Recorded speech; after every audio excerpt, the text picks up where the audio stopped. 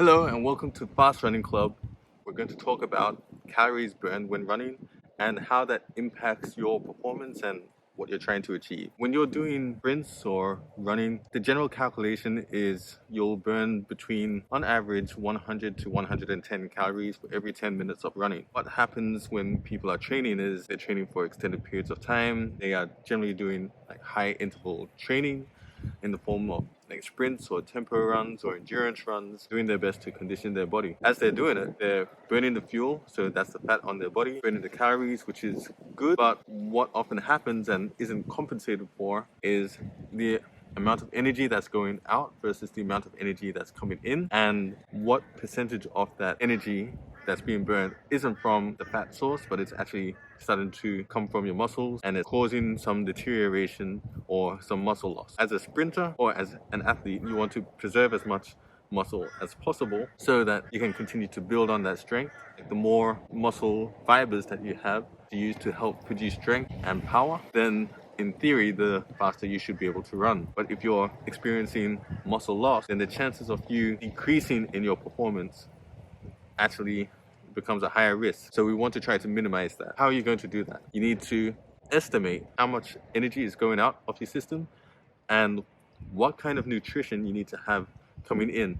The degree of that is going to be a certain amount of water coming into your system, a certain amount of protein that needs to go into your system to replenish anything that might be being burned, to fuel your body with the right kinds of fats so that the body will actually burn those fats that's within your body stores.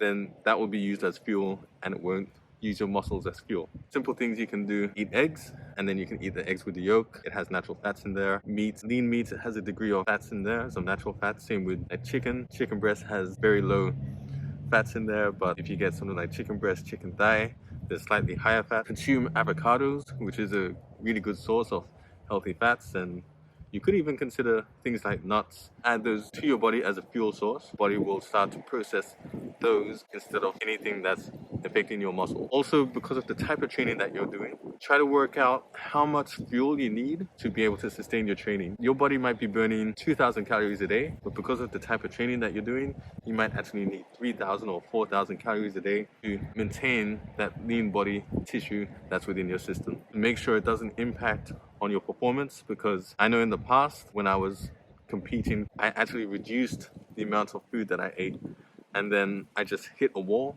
and I couldn't improve. I couldn't get faster, I couldn't get stronger, I couldn't improve my performance, and it was frustrating, and I hit a ceiling. I thought it was something else, but in hindsight I realized that part of it was due to the food and nutrition that I wasn't consuming, so my body couldn't improve in its performance. Make that a priority. Give yourself the best chance to improve in your sprinting and in your running so you can become the fastest possible with your capability. Hope this helps, and if you have any questions, let me know in the comments below. Thanks, and get faster.